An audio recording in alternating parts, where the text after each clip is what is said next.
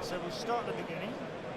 We're starting here with Ian Smith, and we're looking at your marvellous 40mm ACW table. What is it we're looking at exactly? Right. Well, it's a game that isn't real. It's not based on history, but it has all the elements of real history. For instance, the fort is a Fort McGee. It was built in Florida, and it's a real fort, but they built it on sand, so it collapsed. So the reality was it not very interesting. It wasn't assaulted or anything, but I had it made for me by David Marshall at TM Terrain, and we looked at all the various models, and we just thought that's a really interesting design shape. So for the purposes of this history, we've moved it further north to Charleston, and we've said that this the fort was at the mouth of the river, and the Union troops are assaulting the fort, which allows them to get down the river and into Charleston, hopefully end the war early. As well as the very striking looking fort there, we've got a marvellous ironclad at the end there as well. Yes. How was that constructed? A friend of mine had half done it out of balsa wood, and it wasn't very strong.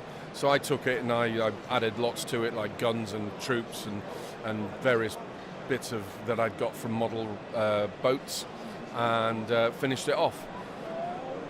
The actual reality in real life, the shells from that boat would have destroyed the fort in about an hour, because the British were very good at inventing rifled guns, and bricks weren't very good at stopping them. So it changed the whole thing about forts, which is why in the American Civil War there weren't that many actions around forts, because all they would do is bring the big guns up and blow them to pieces, literally.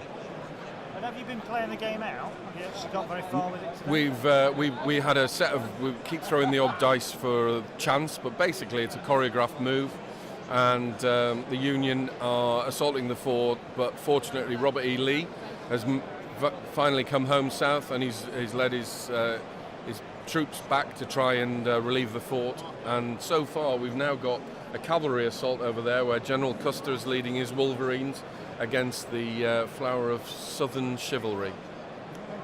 And who are the figures by? Are they one manufacturer, are they several?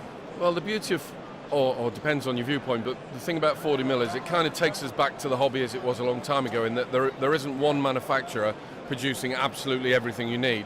So I've had to put together a combination of Foundry with their old 40mm range, Sash & Sabre, who do a very, very comprehensive range of 40mm, and Trident Miniatures, which is now sold in the States by Musket Miniatures, who again do a very comprehensive range of 40mm ACW.